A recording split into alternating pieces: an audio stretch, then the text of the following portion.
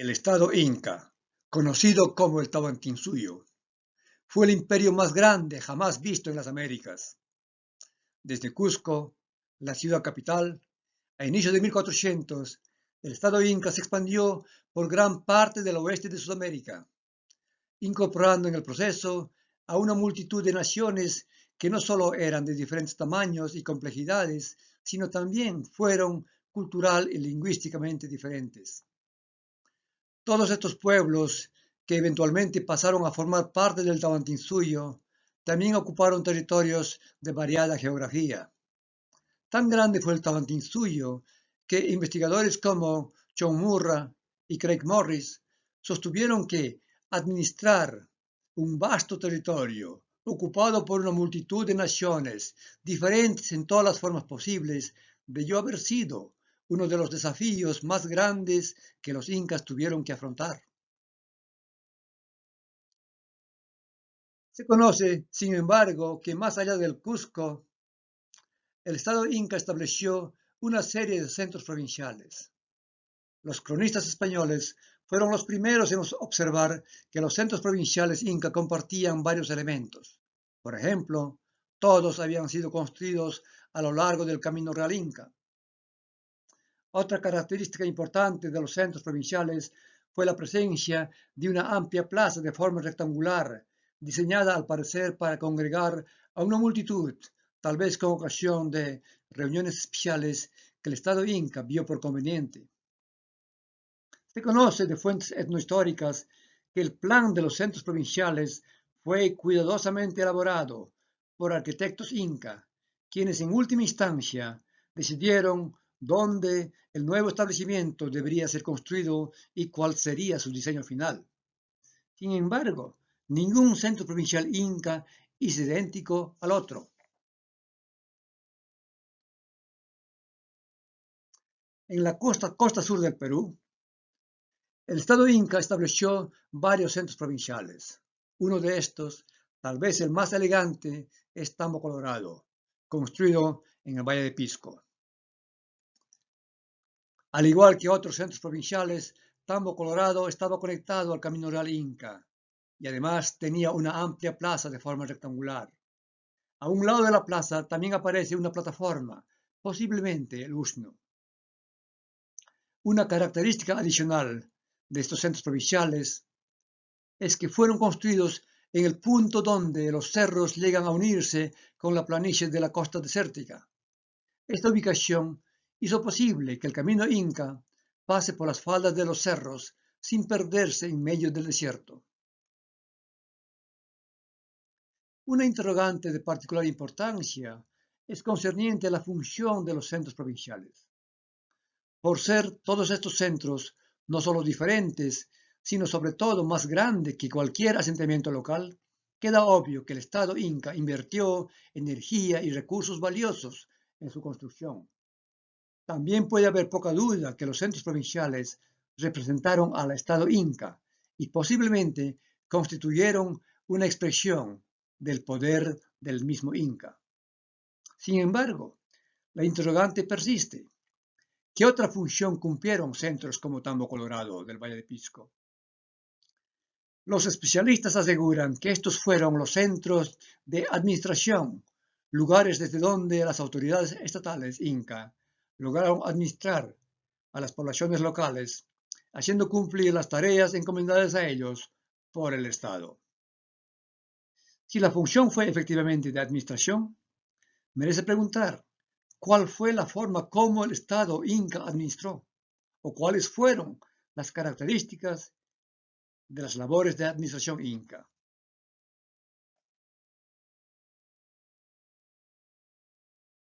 Desafortunadamente, es poco lo avanzado en esclarecer el carácter de la administración inca. En primer lugar, solo contados centros provinciales inca han sido el foco de una investigación arqueológica, y estos estudios no siempre han logrado determinar el carácter de la administración inca.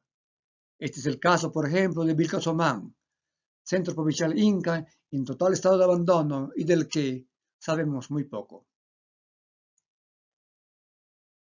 En segundo lugar, otros centros provinciales inca sirvieron como base para las ciudades contemporáneas, hecho que imposibilita que estos sean investigados.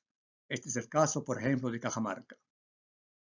Siendo esta la realidad, el Centro Provincial Inca de Huánuco Pampa es una rara excepción. Huánuco Pampa fue investigado por Craig Morris y, entre otros, el foco de la investigación fue determinar la función de este Centro Provincial Inca, uno de los pocos mejor conservados. Morris fue hábil al determinar la presencia de espacios amplios y otras que parecen haber cumplido funciones especializadas.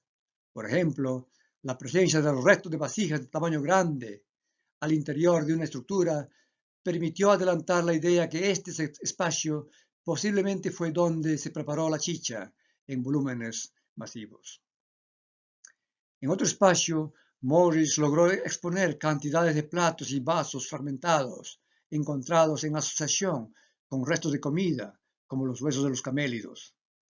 Esta evidencia permitió sostener que Huánuco Pampa fue un centro donde la autoridad estatal organizó grandes agasajos y borracheras ritualizadas, con el objetivo de establecer y mantener una relación amigable y recíproca con los líderes étnicos locales.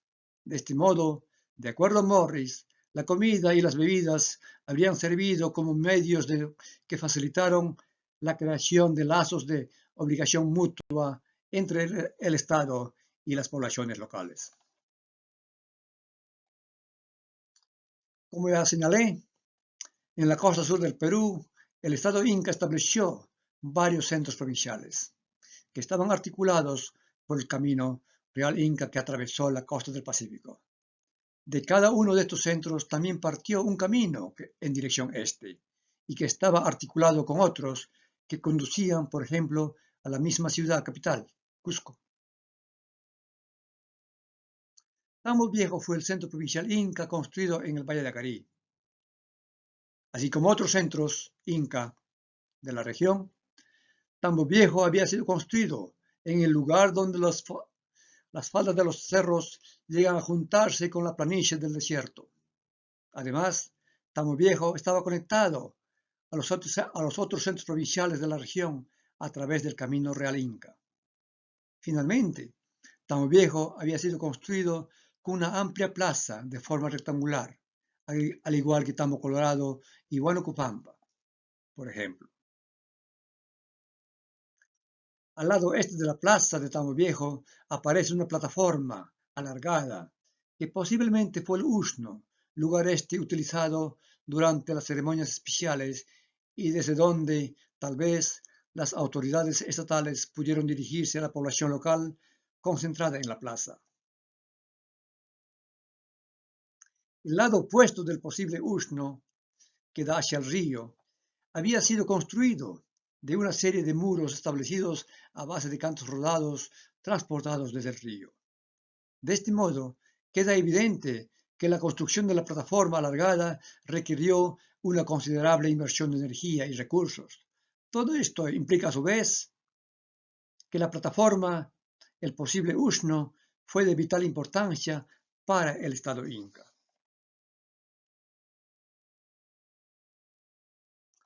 Más al sur de la Plaza Grande aparece una segunda plaza, que es más pequeña que la anterior. Una serie de estructuras se encuentran en las inmediaciones de esta plaza, mientras que al lado sur aparece una plataforma a modo de una pirámide. Si bien Tambo Viejo comparte elementos importantes con otros centros provinciales inca de la región, este es diferente que cualquier otro centro provincial inca. Por ejemplo, Tambo Viejo había sido construido casi exclusivamente a base de cantos rodados. Si bien los adobes fueron también utilizados, estos fueron empleados solo para la construcción de la sección superior de los muros. Un detalle adicional, pero igualmente interesante de Tambo Viejo, es la ausencia de accesos, nichos y ventanas de forma trapezoidal, que sí ocurren en Tambo Colorado y Huaytará, por ejemplo. De este modo, teniendo en cuenta solo las estructuras, es difícil identificar Tambo Viejo como un centro establecido por el Estado Inca. La ausencia en Tambo Viejo de importantes sellos arquitectónicos inca posiblemente obedece a varios factores. Uno de estos, tal vez el más importante, parece ser que Tambo Viejo fue construido por arquitectos locales. Si bien ellos siguieron un diseño inca, su poca familiaridad con la arquitectura inca se hizo evidente cuando dejaron de incluir accesos, nichos y ventanas de forma trapezoidal.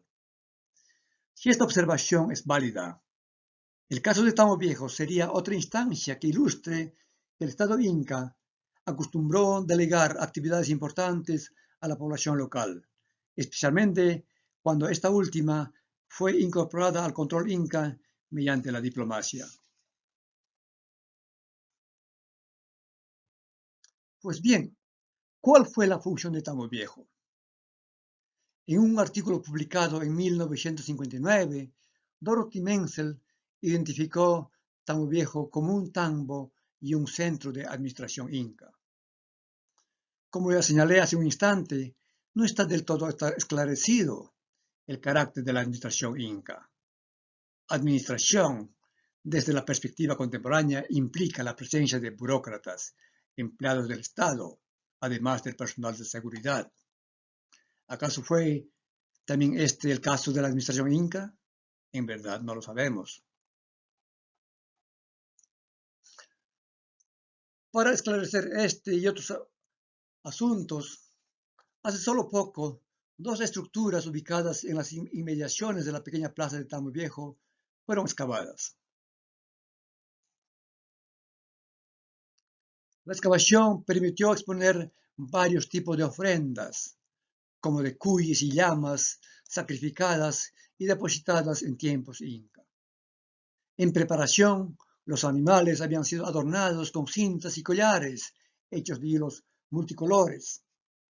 Las ofrendas posiblemente fueron depositados para transformar el lugar donde Tambo Viejo fue construido en uno asociado con el Estado inca, con la ideología inca, en un esfuerzo para justificar y legitimar la presencia intrusiva del Estado inca en el Valle de Acarí. La evidencia arqueológica también sugiere que las ceremonias rituales culminaron en grandes banquetes donde el Estado inca parece haber preparado comida especial para la ocasión también especial. Esta se trató de comida preparada en un horno a modo de una pachamanga contemporánea. Por lo tanto, servir comida y bebidas en contextos intencionalmente ritualizadas parece que fue una estrategia ampliamente utilizada por el Estado inca. Y una de las funciones principales de centros provinciales como Tambo Viejo parece que fue facilitar dichas reuniones donde el Estado buscó establecer alianzas políticas que en última instancia sirvieron para administrar el Tahuantinsuyo. Gracias.